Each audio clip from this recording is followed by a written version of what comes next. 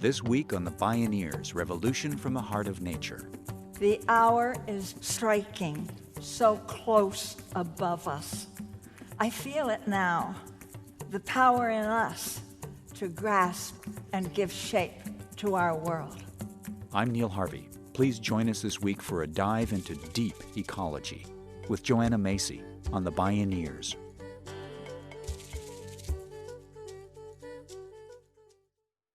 Deep ecology.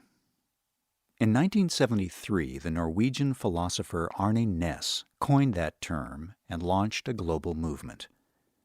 What Næss said was that from an ecological point of view, quote, "The right of all forms of life to live is a universal right which cannot be quantified. No single species of living being has more of this particular right to live and unfold than any other species," unquote. This deep ecology perspective rejects the idea that the earth and its living treasure of nature are just an utilitarian storehouse for human use, or that humans rank above or below anyone else in the web of life.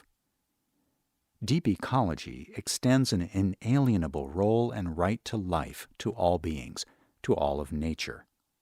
But, as the naturalist Aldo Leopold observed, one of the penalties of an ecological education is that one lives alone in a world of wounds. He said such people must either harden their shells or be a doctor. Joanna Macy decided to be a doctor. She's a deep ecologist, scholar, and lifelong activist. Her quest has been to extend our human circle of love and compassion to all beings. This is Inalienable, Belonging to the Earth Community with Joanna Macy. My name is Neil Harvey. I'll be your host. Welcome to the Bioneers, Revolution from the Heart of Nature.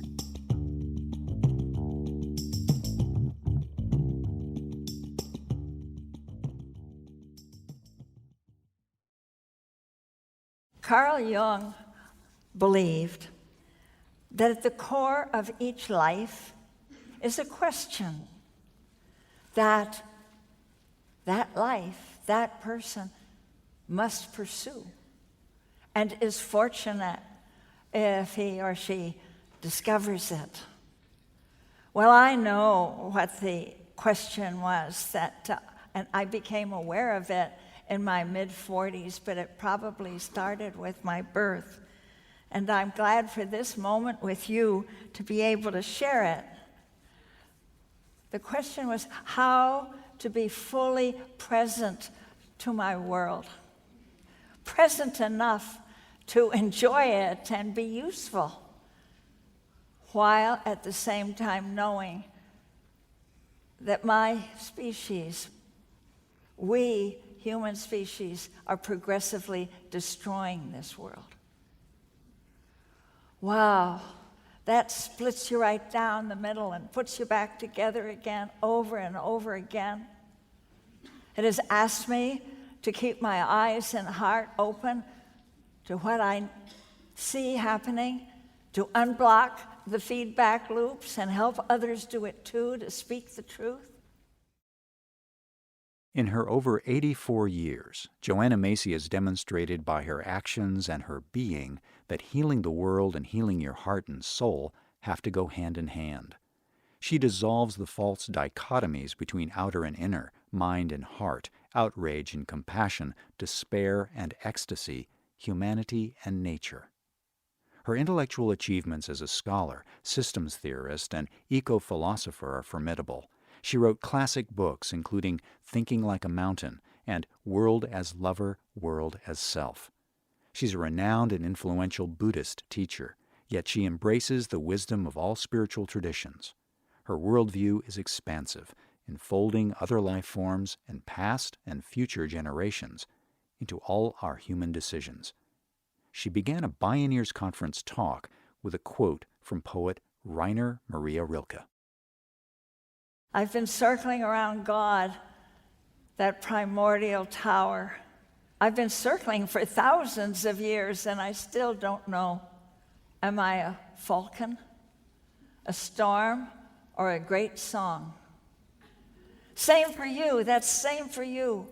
I've learned that in my deep ecology friends as we tell the truth of what we feel and know is happening in our world, as we let others speak through us, other life forms, that the life in us is so big it cannot be reduced to one social role, to one curriculum vitae, that our roots go back to the beginnings of life. You know that, to the first splitting and spinning of the stars. And all of that journey forward, our human journey and those before us, have brought us to this point. And we can be so grateful. I am so grateful to be alive now. Because for life to continue, well, that means, and you know it in your heart, and that's why you're here at Bioneers, and that's why Kenny and Nina are so faithful in bringing it, that we have to make a giant step in our consciousness. We have to make real what we dream and know and intuit. That we are one planet people. And we can only be one planet people if we honor all our differences. That we belong to one living sacred body of earth. And when we get that, my brothers and sisters, you know, when we really get that, we'll be able to achieve the ongoing singing of the song of life. Isn't that so?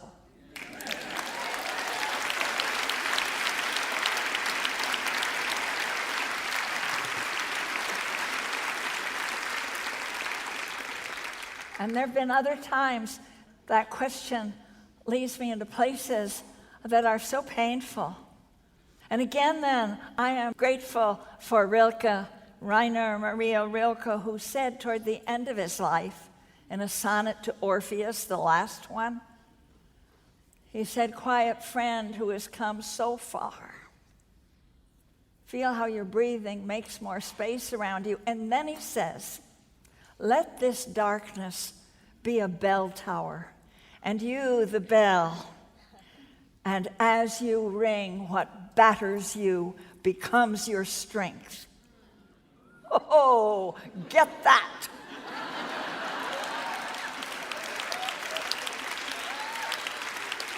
As what batters you, then you realize that you're made for change. And I love it that systems thinking helps us see that. With the positive feedback loops where the change is so great that the old values and the old norms and the old self-images and the old worries and feuds don't fit anymore. And that you have to die to the old forms and resurrect in a larger self, wider rings. I have felt that again and again, and I love the word from systems that conveys that, because that's been true at every stage of the evolution of life, and in many stages of your life and mine. And the word is positive disintegration. Because you are having to die to images and concepts of yourself that are simply too small. That there is something so big that wants to happen through us, and that we must allow it to happen through us if we want life to continue on this planet. Because the engines of destruction are strong. So strong, they're hard to look at. Joanna Macy knows we all have good reason to dread opening ourselves fully to the magnitude of pain and destruction our species is causing. Can closing our hearts or burying our heads in the sand or in cyberspace lead to a satisfying life for us, for future generations, or the earth? Joanna Macy believes the way forward is with open, broken hearts. She experienced that battering with her decades of work to stop nuclear power. Through my son Jack, I'd gotten involved in the 1970s with nuclear energy, bringing it to a halt, stopping the reactors. Boy, one failure after another. Trying to stop Seabrook, online it went. trying to stop a problem they were having at North Anna plant, windward of Washington where we live. Failure again. But in the process, I knew what it was like to link arms with other people toward a big, important project, and that it felt so good to be working together that somehow the fact that we failed that lawsuit against the Virginia Electric Power Company, I was so glad that we did it anyway, because I'd come out of it different and changed. And I'd come out of it realizing more clearly what radioactive contamination does, what it does with its emissions at every reactor, even where there's no accident, and what it does to the body, and the miscarriages and the birth defects and the cancers and the leukemias, even when it's in normal production. And realizing that, and realizing that my government did not seem ready, nor did industry, nor the Nuclear Regulatory Commission seem to feel any kind of concern to talk to us about that, to help us deal with it. I knew that I had colleagues in distant time, and the beings of the future were at my side and in my heart. Because in dealing with nuclear contamination, as is happening when we deal with fracking now, those chemicals last forever in the water table. You know that. And the GMOs, that fiddling with the genetic material, you can't undo it. And so suddenly I found that my life didn't just belong to the present moment, but that my life was linked to those generations from now, indeed centuries, indeed millennia from now, who will be inheriting what we're doing now. And therefore, instead of just sitting around feeling bad, I felt I could hear them. And they said, "Joanna, get up off your duff and let's do something."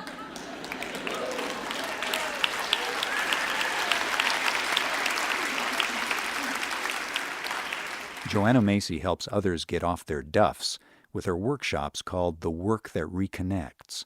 The workshops have been adopted and adapted by schools, churches, and grassroots organizations around the world. Considering that in our roots, certainly biologically, but culturally, there's a longing for the sense of belonging that once we knew. And the inner ravages of feeling uprooted, sort of like a pea in a shoebox, is one of the great, it's a form of suffering in this time. But I think that what makes it very hard for everybody is that this is built into this disparagement, this desacralization of the living earth, even though in our time we have found, thanks to systems thinking and systems science, a Gaia hypothesis, then theory, then demonstration that our planet is a living system. And we could go with that, but we're all caught, this culture is caught in an economy, a political economy, that makes it almost impossible to nurture and certainly to express feelings of reverence and care for the earth. And by that I'm talking about the industrial growth society. I like that term. I borrow it from a Norwegian deep ecologist, Sigmund Kvaløy, because it says it all. It's driven by industrial power of enormous forcefulness in its drive to efficiency, and that operative term, growth. This is cast into, in many ways, into regulations, into legal arrangements, and certainly into the belief system of the economists and government and industry that the Earth is simply a basis for us to pursue this industrial growth society. And by growth, that means that growth in what? You know? Are we talking about growth in wisdom, growth in health, growth in productivity, growth in happiness? It's one thing only. What is it? Yeah, it's not just money, it's whose money? It's profit. Whose profit? And so it's the corporate profit and market share. But what this turns out is an attitude toward the earth that turns the earth into a collection of resources. Earth as a supply closet and as a sewer that you extract from the earth what you need for your products or for your fuel, for your energy. And then, since it's a linear process from source to sink, out at the other end, the sink and the earth and the atmosphere are the sewer. So I'm caught myself in feeling that we have to liberate business practice and the attitudes of our culture away from this growth economy. What do we want to grow? Joanna Macy is growing peace between people and nature. But to get there, she says, we have to transmute our fear and grief into constructive, loving action. More when we return. This is Inalienable, Belonging to the Earth Community. I'm Neil Harvey. You're listening to the Bioneers, Revolution from the Heart of Nature.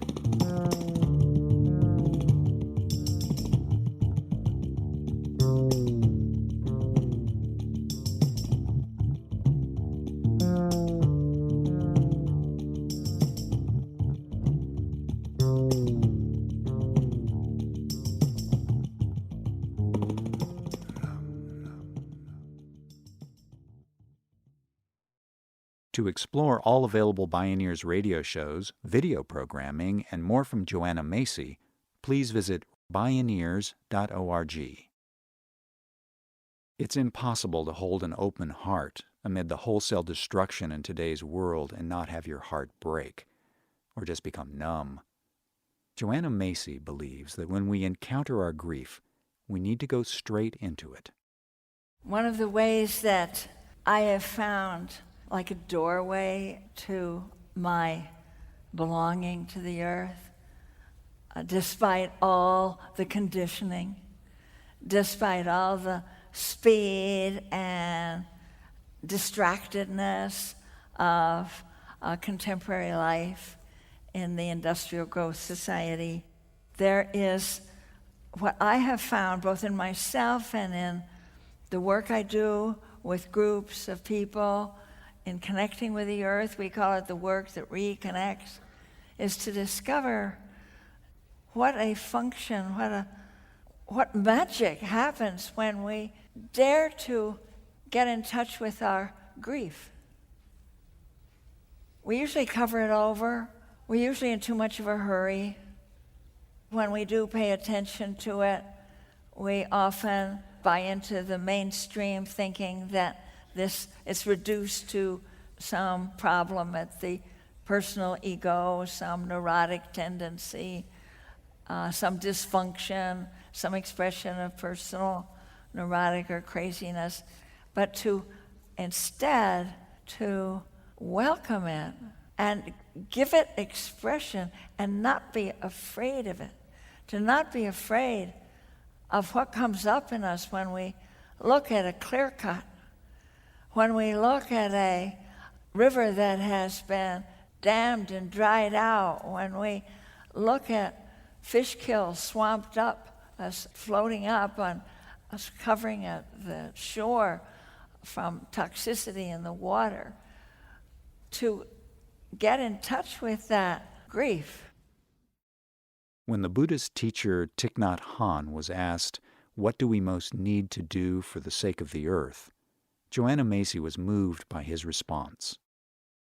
And his answer was not some strategy, and it was not some problem solving, or it's not sit down on your zafu and meditate first, it wasn't in terms of any action we'd undertake, but it was to feel within yourself, to hear within yourself the sound of the earth crying. So I have found consistently that while it's nice to, urge ourselves to bliss out over the beauty of earth and feed ourselves that way, that there's something, a surefire way to know your belonging is to know the grief you carry and to bow to it. For Joanna Macy, tears are a kind of holy water.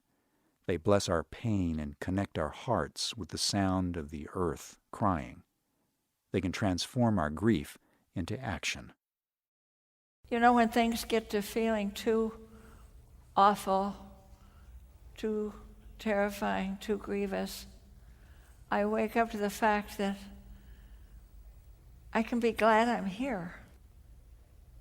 I feel that these questions are soul deep. Don't hurry for an answer. The anguish of those questions are pulling us together for work together. Many avenues for work, many proposals. But don't stop asking the questions. And if possible, you can say, atta girl, atta boy, you showed up. You're here. You haven't checked out. You haven't closed your heart. You haven't closed your eyes and ears. You're with your people. And you will find that being with your people and with your planet holds a secret wisdom.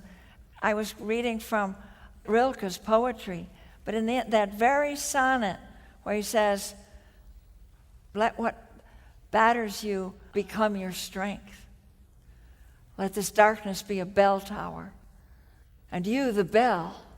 And as you ring, what batters you becomes your strength. And then later on in the sonnet it says, in this uncontainable night, be the mystery at the crossroads of your senses, and the meaning discovered there. And if the world has ceased to hear you, say to the silent earth, I flow, and to the rushing water, speak, I am. You're one with it. That is the great gift. Not your quick strategic moves, but going into that place where you know something that those before us couldn't know because we're with our earth in a time of such travail. And in that travail, we can find ourselves held.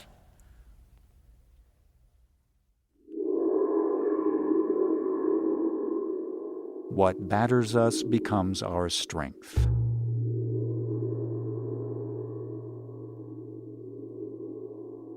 Dare we think, dare we see in this the moment, the real possibility when we can rise to the immensity of a challenge and become what we know we can become it, one people of earth, with those who will come after us. And our lives will be big. So my prayer is one of thanks, enormous thanks for your lives.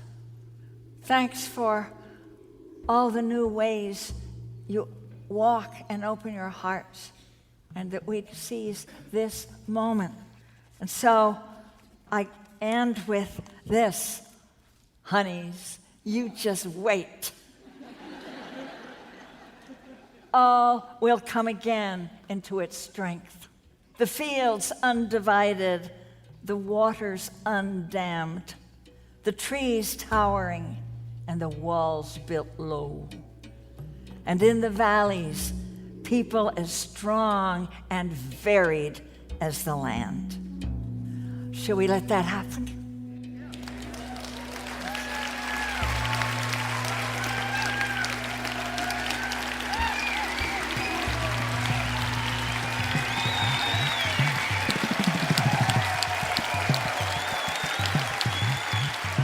Joanna Macy, Inalienable, belonging to the Earth community.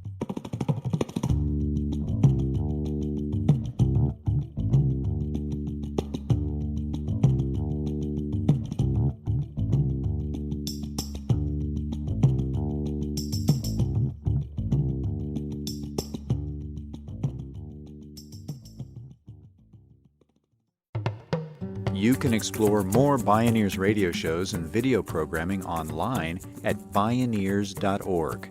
For information on attending the National Bioneers Conference and Bioneers events in your area, please visit Bioneers.org or call 1-877-BIONEER. The Bioneers, Revolution from the Heart of Nature is a production of Bioneers and Collective Heritage Institute. Executive Producer, Kenny Ausubel. Written by Kenny Ausubel. Senior Producer, Neil Harvey. Managing Producer, Stephanie Welch. Distribution is by WFMT Radio Network.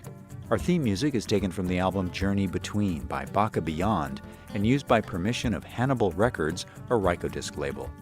Additional music was made available by Sounds True at soundstrue.com. For more music information, please visit radio.bioneers.org. The opinions expressed in the Bioneers Revolution from the Heart of Nature radio series are those of the presenters and are not necessarily those of Bioneers and Collective Heritage Institute, the underwriters, or this radio station. My name is Neil Harvey. Thank you for listening.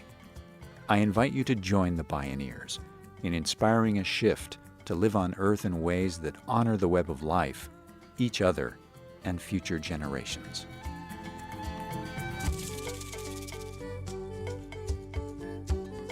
This is program number 1314. This program was made possible in part by Organic Valley, pasture-raised organic dairy products bringing the good from our family to yours. Visit organicvalley.coop. Mary's Gone Crackers, healing the planet through conscious eating, gluten-free and vegan products since 2004. Learn more at marysgonecrackers.com. John Masters Organics, feel good about looking good. Visit johnmasters.com. Funding also provided by a grant from the Park Foundation, dedicated to heightening public awareness of critical issues, and by the generous support of listeners like you.